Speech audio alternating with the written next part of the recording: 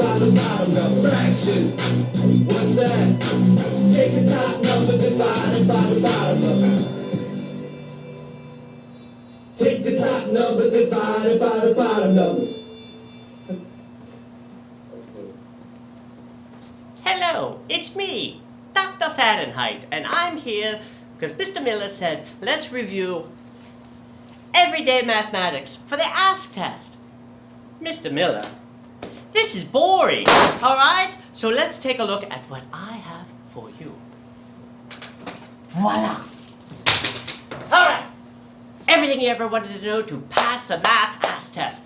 Are you ready? Let's start from the top and work across. Okay, you've got rectangular arrays, alright? Remember the L shape? This is a 2 by 3. 2 down, 3 across, just like you make the capital L. Alright, next, it's plotting coordinates. Remember the big graph here? We've got 3 up, 3 over. Alright, this is your y-axis. This is your x-axis. We want to plot the coordinate 1, 3. Remember? Go into the building and then go up the elevator to get your, what is it, Skittles? Or is it Reese's Peanut Butter Cups? Candy's upstairs. So you come in and then you go up. Plot 1, 3, in 1, go up the elevator to 3. There, you've plotted your coordinate. Alright, next, input, output. This is so confusing. No, it isn't. Look at this. 2, 8, 3, 12, 4, 16, 5, 20. What could it be? The rule is multiply by 4. Sometimes you have to figure out the rule. Sometimes they give you the rule, and then you have to figure out the input, output. It'll be easy. Alright, next, fractions. It's my favorite. Alright, 1/2 plus 3/4 equals 5/4.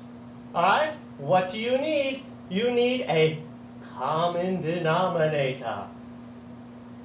So, we change this to 2/4, and we add it across, and it'd be 5/4, and you take the top number divided by the bottom number, and you get 1 and 1/4.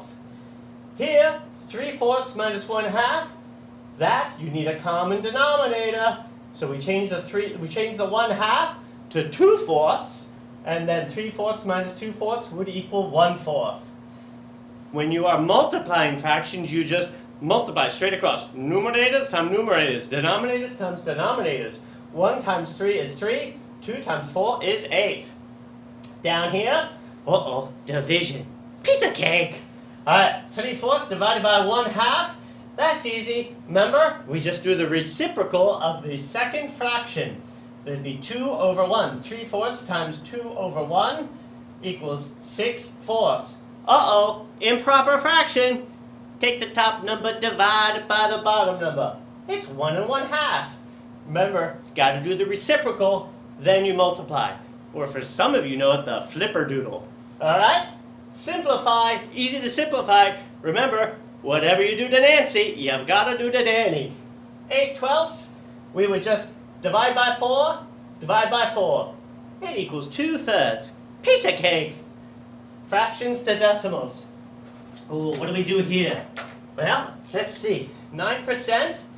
Okay, well 9% would actually equal 9 over 100.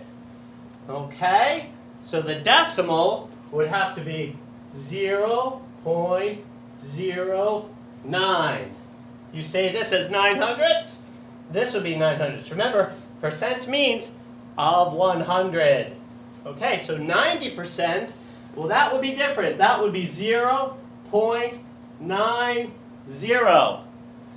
And that fraction would be 90 over 100. Okay?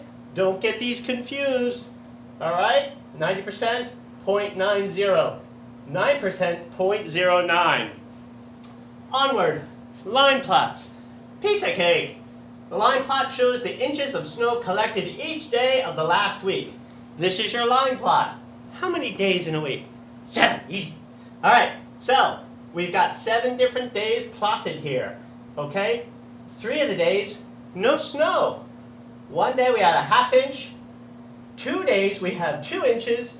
And on the this day we only have we have 3 inches. That's just 1 day we have 3 inches. So if they say, how many days did it snow? Don't count them all. Remember, these 3 don't have snow. So it'll be 1, 2, 3, 4. 4 days it snowed, 3 days it didn't snow. That's how a line plot works. Now, onward. We've got area equals length times width.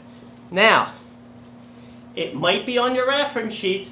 Volume will be on the reference sheet. We're not quite sure about area. But that's an easy one. Area equals length times width. Length times width. 2 inches, 3 inches. 2 times 3 is 6. 6 square inches. That's how you label it. Volume. Here's our box. Okay, so we're going to do length times width times height. So we've got 4 is our length, 3 is our width, and our height is 2. So we're going to do 4 times 3 times 2. That's 24. 24 cubic inches. That's different than the area. That's square. All right, and last but not least, look everybody, it's your little green friend. We know what he is. He's an equilateral triangle. That means he's got the same 3 sides. Okay, there's also isosceles triangle. That's at least 2 sides. Remember, isosceles. All right. Then we have scalene triangle. None of the sides are the same. We also have a right triangle. That means you've got a right angle in that triangle. You have an acute triangle. That means it's all little tiny triangles less than 90 degrees. And then there's the obtuse triangle. That has an angle that has one angle that is larger than 90 degrees. Okay? So we can figure this all out. This is going to make the ass test easy peasy lemon squeezy. All right? Good luck on your ass test, everybody.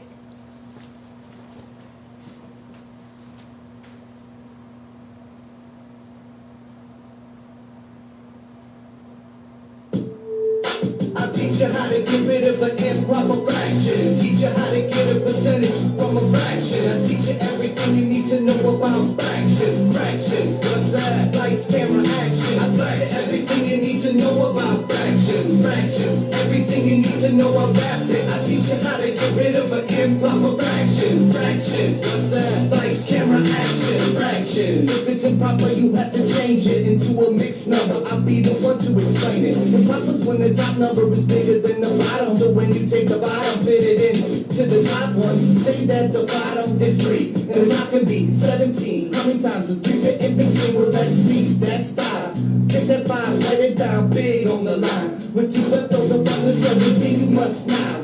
Put that 2 on top of the 3, then wow, on these number is found. It's that easy. Listen to the song and you'll believe me. What the heck is all this? Who's been here? Dr. Fahrenheit! Teach you how to get a percentage from a fraction. I'll teach you everything you need to know about